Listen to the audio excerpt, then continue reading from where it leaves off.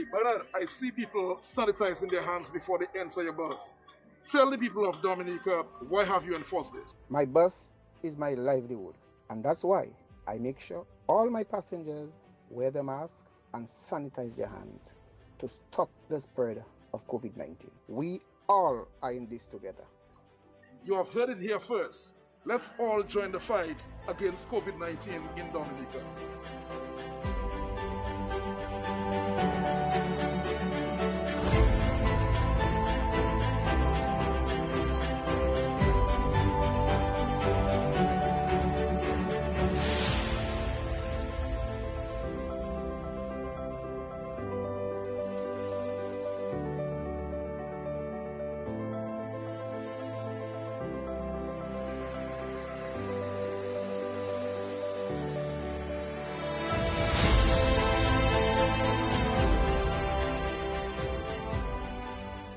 I did not imagine that the prayers of my country would have been answered so swiftly. Vaccine. Under COVID pressure in we country, mentally, socially, economically. Look, we get a blessing rather quickly to bring us back to some kind of normalcy. Yes, you over 18. Take the vaccine to protect your family. Take the vaccine to safeguard the elderly. Take the vaccine to bring back with festivals. Take the vaccine. Take the vaccine. Take it. Take the vaccine. Need it. Take the vaccine. Take it. Take the vaccine. Need it.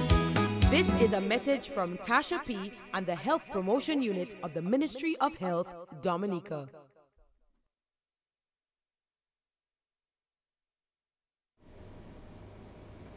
Good evening to the listening and viewing public, and thank you for joining us. As we grapple with this COVID-19 pandemic, as the Ministry of Health, Wellness and New Health Investment, and by extension, the Government of Dominica, it is not lost on us the anxiety that you have faced over the past year and a half. We do not take for granted the stress that this situation has brought on. And that's why this evening we have with us Mr. Lester Guy, who is the health psychologist and coordinator of the National HIV/AIDS Response Program. And we also have with us Dr. Laura Esprit, Director of Primary Healthcare Services. As always, we indulge your attention as we welcome our first presenter this evening, Mr. Lester Guy.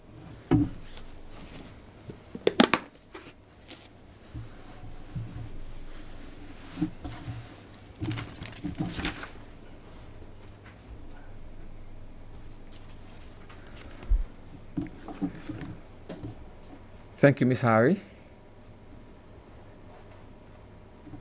My esteemed colleague, Dr. Esprit, everyone in the listening public, and those of us who are joining us on social media and on Radio Land. Good evening to everyone. Tonight I'm going to present a little on the psychologically coping with COVID-19. And we're going to focus a little on lockdowns and curfews.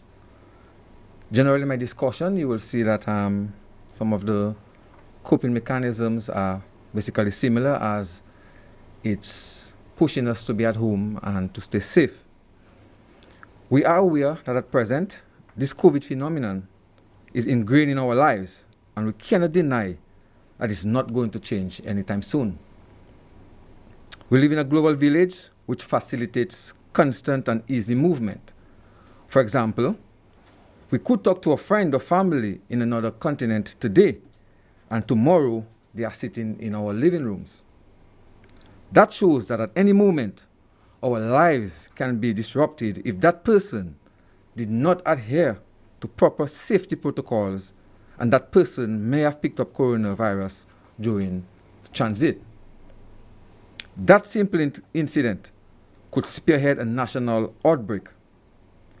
We are aware that episodes of these can cause national crisis with the COVID virus, similar to what we are facing right now. And this places us in a position of these, should I say, unwelcoming social and environmental determinants like curfews and lockdowns, which we're having now and most likely will be having over the weekend. Permit me to emphasize that these lockdowns can be taken from two different polar points.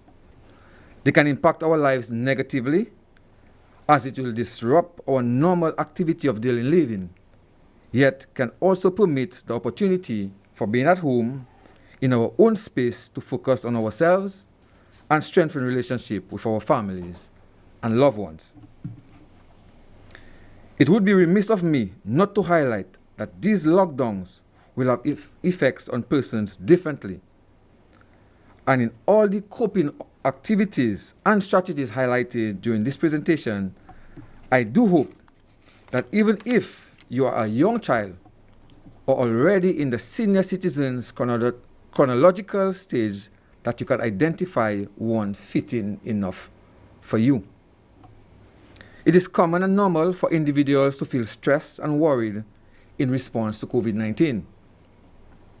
Fear and anxiety about a disease can be overwhelming and cause such strong emotions, and can also cause a high level of stress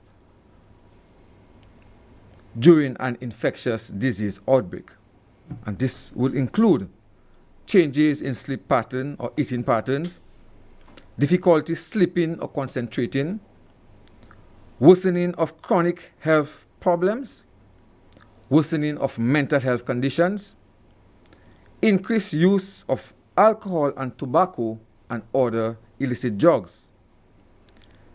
Also, health systems and national protocols adjustments like curfews and lockdowns have become very, very essential and necessary. Common responses to COVID-19 might include, for example, fear of falling ill, death, losing your livelihood, being separated from a loved one or loved ones, isolation, and even quarantine. Feeling of helplessness, boredom, loneliness, depression, anger, and mistrust. And unfortunately, we have to mention social discrimination and stigma towards persons who have been infected and their families. And sadly, unfortunately, I have to mention that sometimes these feelings are geared or directed at our healthcare providers, our police officers, or firemen who are working so tirelessly as we are fighting this pandemic. During lockdowns, these responses can cause strained relationships and uncomfortable feelings in the household and among family members. We have to make a concerted effort to avoid these responses aimed at these individuals, at our friends, at our loved ones. And we need to bear in mind that they too are struggling with the fact they are ill and they have been ill disposed because their lives have changed dramatically. I will agree that protective protocols should be enforced at home, but it's not to shut people out or shut people down. It's to make sure that everyone at home stays safe. We look at adapting interventions to the COVID-19. Specialized services, telemental health, or virtual consultation procedures can be used. Interventions are used to deliver support remotely via telephone, and through our media platforms. We can also go to reliable forums. Focus person-to-person non-specialized supports, for example, for people with pre-existing and newly developed mental or other health conditions, including mental health conditions and other comorbidities. They should reach out to the healthcare providers, especially those that are trained and those that are qualified via the telephone. Strengthening community and family support. Social connection and community-based coping mechanisms for people separated by physical distancing measures are supported. And we can do that through tele or social media, peer support groups. These can be developed through our churches, choir groups, family chat rooms, social groups, sports clubs, etc.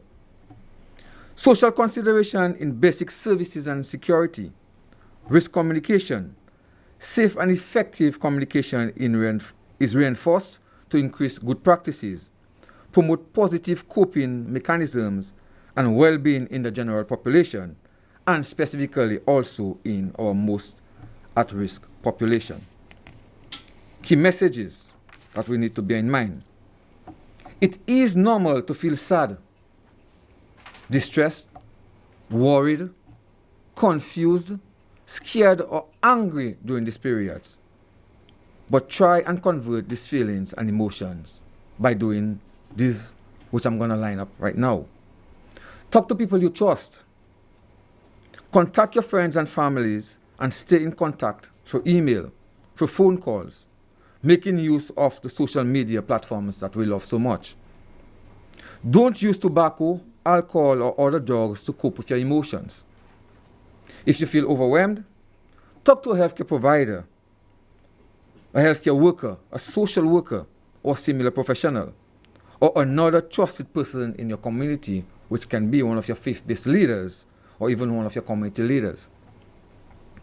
Have a plan as to who you can contact to seek help for any physical, mental, and psychological needs if it's required. So you should already have a plan of who you can reach out to in any given situation. Get the facts about your risk and how you feel. Use credible sources to get information, such as PAHO websites or your local or state public health agencies. Decrease the time you and your family spend watching or listening to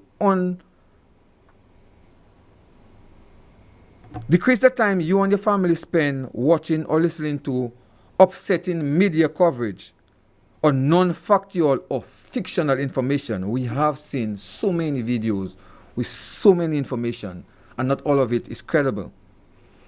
Draw on skills that you have used in the past during difficult times to manage your emotions during this outbreak. Coping with COVID-19 isolation, lockdowns, and curfew. Take breaks from watching, reading, or listening to news stories, including those on social media. It's good to be informed, but hearing about the pandemic constantly can be upsetting. So identify news briefing times that will promote or provide you with valid and updated information in place of a constant bombardment of irrelevant information. Take care of your body. It is important that you take care of you. Involve self-relaxing personal activities. Take deep breaths, stretch or meditate. Or if you're interested, do a bit of yoga. Relax yourself. Exercise regularly.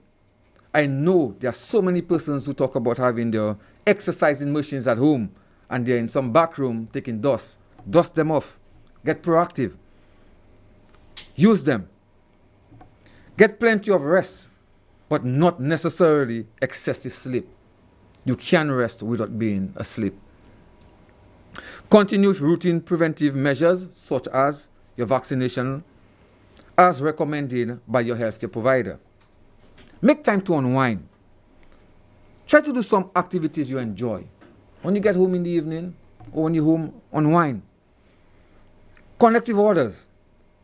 Physically distancing does not mean that we should socially distance ourselves by not connecting with our friends and families.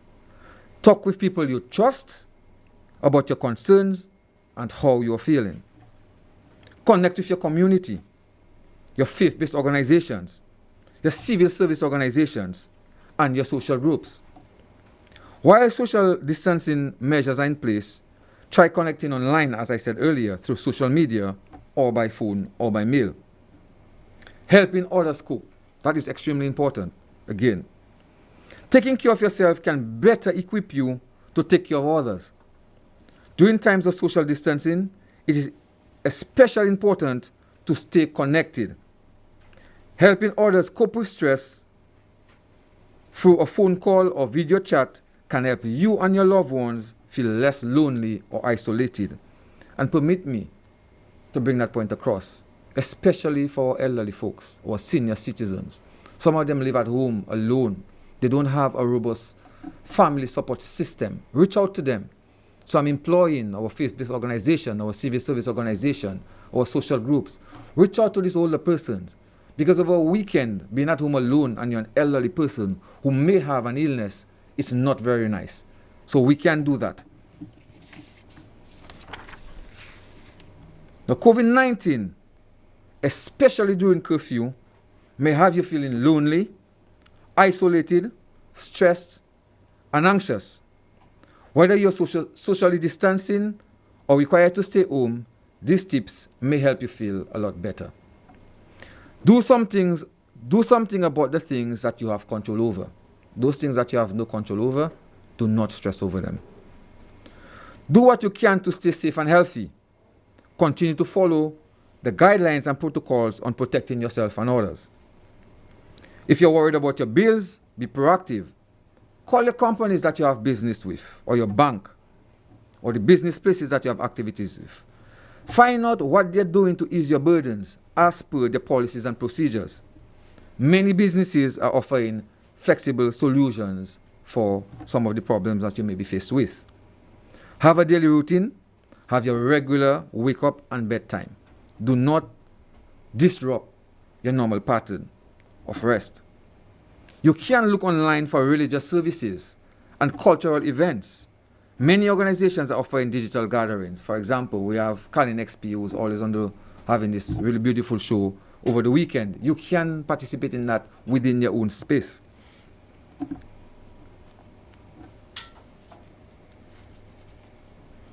Spend quality time with your family, with your kids at home from school and from college, and your partners working from home.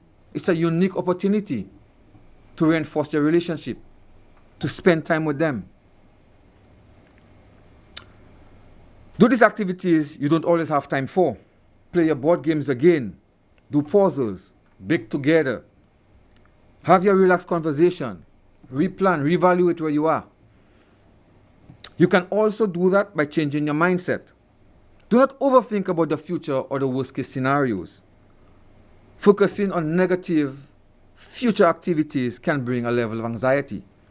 So maintain a positive mindset and focus on the positives that you have in your life right now. Practice gratitude. Studies have shown that if you're grateful, you are always in a better mood. Get busy. Take advantage of the slower pace and the free time that you have. Try a new hobby, learn a new language, a new skill. Do something that gives you a sense of purpose or accomplishment.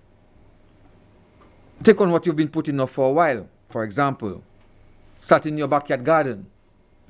Clean off some of the areas in your home that needs to be cleaned off. Look at your finances again and how you can make adjustments. Or some paperwork that you've had from when school got closed or because you're not at work right now. Play uplifting music. That again, I'll say, really works. Having an opportunity to listen to music that you love, looking at the TV shows that you love, or movies that you have that can distract you from the current events right now. Now, as much as I've highlighted the coping activities as it relates to COVID-19, we have to be cognizant of the fact that the lockdown can breed other unhealthy practices if we do not focus on the positive activities. Because we are indoors, this may influence increase in alcohol use and at times even extreme use of recreational drugs. We need to be very wary of these practices as they can influence other negative emotions like frustration, anger at the system for locking us down, sadness that may lead to depression, psychosomatic and psychological responses. I will encourage limited use of these substances, especially if there already exists an underlying health and or mental condition, because these conditions can be exacerbated. Another area I saw it fit to give input, especially while in lockdown, are persons who may be experiencing gender-based violence. Any level of violence, sexual or physical abuse. Because the perpetrators are constantly in the same environmental space, this may cause constant challenge and anxiety. So I encourage you, if you are able to seek help before lockdowns, please do so. It may be a challenge, but you can reach out to our hotline and get guidance. If this itself poses a challenge to you, you can make an attempt to spend these days in an environment where you feel safe with a friend, a trustworthy family member, or a colleague who can be supportive and understanding. Please be reminded that curfews and lockdowns are not punitive, but a health strategy employed by the health system to safeguard the health of every individual so that we may return to a quicker level of normalcy. So please, respect the protocols. Stay safe and feel free to contact our hotlines so we all can maintain and remain healthy and safe. I thank you.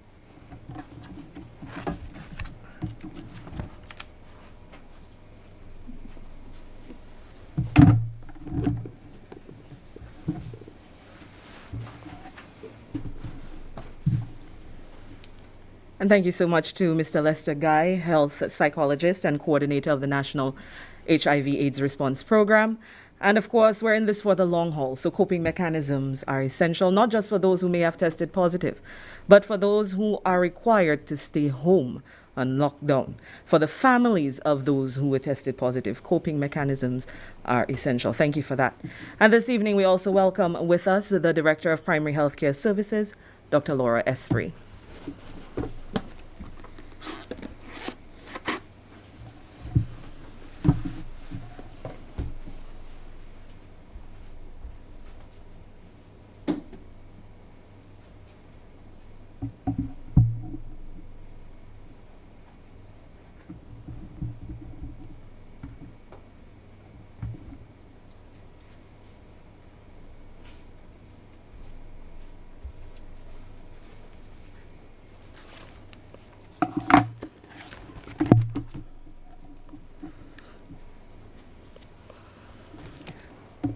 Good night, everybody. Well, I am on my way to the sports stadium, but I just had to drop by very quickly to share a story with you. I work at Mara's Minimart for over 10 years with two of my best friends, Lindsay and Reggie, who I know very well. Now, since the start of COVID, we're doing all the protocols the Ministry of Health said to do at the shop. All. Now, I know them two to be very healthy with no medical conditions. All of a sudden, a few days ago, I seen Lindsay with red eyes. And she started complaining of sore throat, fever, and lawim, telling me she usually get allergies this time of year. But what I find to be funny is that she was hiding to cough in the waiting room. By the way, I never ever know Lindsay to have allergies. But anyway, tout moun gwan. You get me? 2 days later now, I noticed Mamzelle Reggie going to the toilet very often. When I asked what was wrong, she telling me, oh, I have diarrhea and vomiting and all my body hurting me. And here the excuse, she lactose intolerant. Vale yawut and milkshake, Reggie Kabwe. Since when, Reggie? Well, at first I find it strange. But when I hear Dr. Esprit's presentation on Friday, I say, no way. Those two must go and test. Lo and behold, them girls positive. Ah, Magwisa. Now remember when I told you that we always follow the protocol? Well, in that moment, it clicked. Yes. We used to wear the mask when we have customers, But as soon as they turn their back, or when we on break, or when we're doing stock taking, we would never keep it on. I myself, I have sensitive skin, and that mask is a stress. But when I find out about the girls being positive, that is when the quiz vet take me. Garçon, I couldn't sleep. Next day, bright and early, stadium picked me up. I was one of the first to reach. But anyway, Monsieur, Dominicans not pap, you know. They come to test, but they watch it all your movements. But anyway, that's for another discussion. Anyway, after about a half hour, my test show up negative. Garçon, moi t'es content. I was very happy. I was so confident that I called Reggie and Lindsay one time, telling them that it was their immune system that weak and that they needed to eat more leafy vegetables in their diet. Bravo. In 4 days' time, I started to feel a bit shakabi, as if, my mind was troubling me. Long story short, I went back by Dr. Favrier only to hear the news that I never wanted to hear. All you know already. Now, when I tell her I test negative the first time, if it's not a mistake this time around, she tell me, I come there too fast the last time and I had to wait about 5 days before testing. Anyway, according to Mama, ça pouffe. Now, I cannot blame anyone for me not following all the protocols all the time. But I have it already, so now I actually have to deal with it, right? Okay. So now, at the stadium, I watched Dr. Favrier well. First thing she do was to ask me for proof of vaccination, which I had. Ça toujours en poche moi. Then she tell me, hey, home isolation for you. My Dr. Favrier Saki home isolation. She tell me, when people get COVID, they must stay at home, okay? And they have to stay away from other people for them to get better and for them not to give it to others. I tell her, but you send my 2 girls them to quarantine in Posse. Why not me? Is then she explained that people who are unvaccinated must go Posse. But persons like me with no symptoms can be monitored at home. Now, at that point, I didn't remember everything the nurse say about taking the vaccine. But I remember my girls, Reggie and Lindsay, saying all kinds of things about it. Even saying vaccine is not for black people. Anyways, Dr. Fav explained to me that everybody with COVID that don't have symptoms, they can actually stay at home for 10 days. But those with symptoms, see they vaccinated, they have to go to Posse. She then put a red band on my hand, as you can see, both hands, as if it's jam I go in.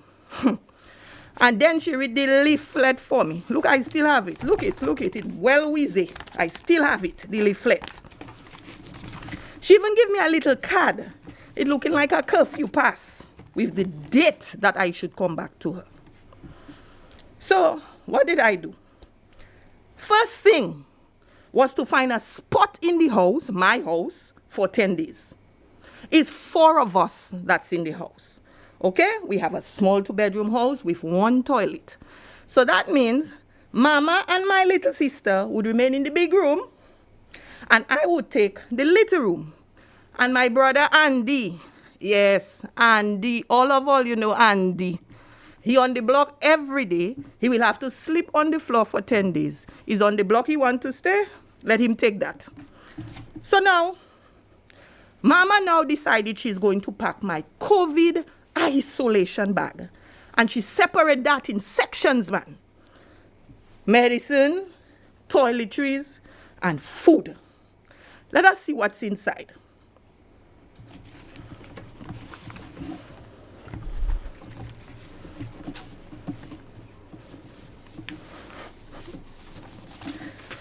So as you can see, In the medicine and toiletries section, I have some vitamin C's, my blood pressure pills, paracetamol, cough syrup, even Vicks. I have a little anti-itch cream, some rubbing alcohol, shilling oil, and Alcalado, I like that. Sanitizer with 70% alcohol, Lysol, bleach, my face mask, thermometer, wipes, and even my toothbrush now staying in the room with me. Okay? Now, if you go across to the food section, you will see where I have some water, some fruit juices to get my vitamins. I have plenty teas, ginger, peppermint, lemon, you name it. I have a flask to keep some of my water hot for when I'm ready for my tea because it's in my room I'm staying. And I have some of my favorite snacks. And of course, I have my own plate, my own spoon, my own cup. Okay? And of course, 10 days is a long time. For entertainment, I have my tablet, my charger, my crossword puzzle book, and of course, not forgetting my Bible that is on my phone. So, messieurs, that is vibes. And how can I forget? Glasses, that's very important. And of course, dentures. Now, while in home isolation, I do all what doctor tell me to do. First thing, when using the toilet, I was the last one to use it. And when I finish, I had to knock on the door 2 times. 1, 2. So mama know I coming outside for her to move there. Okay? I hope all you getting it. Now, I also had to disinfect and sanitize before and after I use the toilet and the shower. That one I don't need to explain why. I would take my temperature twice a day, 2 times. 7 a.m. in the morning, 7 p.m. in the evening. Okay? And I even had to write it behind my medical book. Let me show you. Here you go. You see my medical book and the log. Okay. I would collect my food by the room door. And as I finish, I would put the plate outside of the room door. Later, my sister would take it and wash it with bleach and soap. Now, at one point, I saw I was getting bed sores, but I stayed inside for the whole time. That's not those 10 days, they were like 10 weeks. Mama didn't even peep through my door to watch me. And even though I'm her favorite, she didn't budge. Mama said she wants me to get better, so I have to do exactly what doctors say. As for visitors, hey, once I hear Mama bougonning, saying, until the pandemic finish, not even my boyfriend can visit our home. You don't find Mama impossible? She said to set foot in her yard, people have to show their antigen test result. All you think Mama is easy? Anyway, Nurse Eva Vigilant called me every 2 days to ask how I was doing while, I on lockdown. Sometimes, Nurse Florestine Lewis would call also just to check up on me. Boy, those nurses not easy. Sometimes they would actually video call me on WhatsApp just to make sure I'm inside. Sometimes they would make me take a picture of the temperature log on my book to see if I had fever for true. Once, I missed the call. And nurse said she's going to send Officer Powell to drive on my street to make sure I wasn't pulling a fast one on her. But to be honest, for those 10 days, I pray plenty. I even think of how I can make myself a better person. I watched the movie Coming to America twice. And I even learned how to crochet on YouTube. You think I easy? How to crochet. Oh, I forget one more thing. The band. It wasn't tight, Well, it's not tight. But I had a little guatel now and then. But when I think of paying $10,000 to the government, I say, jamais. I take in the little scratch until we reach herd immunity. So anyways, today is Thursday, day number 11. I have my appointment in the stadium, okay? In the stadium for them to remove the band for me. Since yesterday, they tell me it's Nurse Charmaine Julian who will take it out for me at 7 p.m. tonight. Now remember the card like the curfew pass? That in my pocket steady. I walk in with it just in case police stop me. So I don't think I will have any problems when I leave there and when I get there. Now as for Reggie and Lindsay, is now the ocean for vaccine. But Dr. Esprit don't tell them, as soon as 90 days clock in, their vaccine ready for them. I really wish they had listened to me, you know. But Zafei say Guamun, my last deal, precaution is better than cure. Anyways, thanks for listening to my story. I myself, I really have to run before those nurses go and do their business. Okay? All right.